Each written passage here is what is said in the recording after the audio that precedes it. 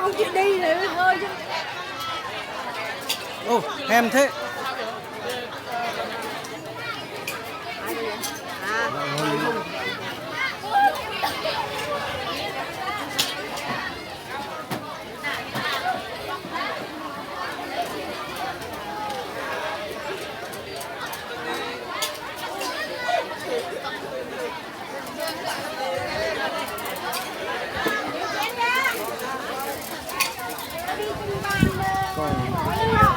Thôi cái này sao mà đủ được.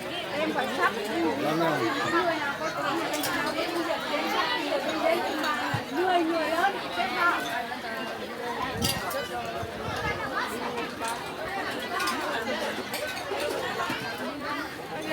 Giờ tới nữa. Những cái bàn này là 2, 4, 6 người. Rồi vẫn còn.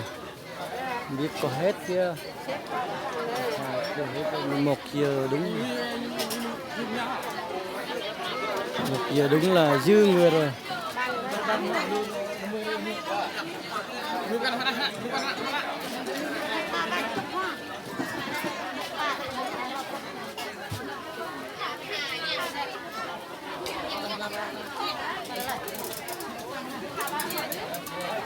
Ồ, 2 cô gái già rai.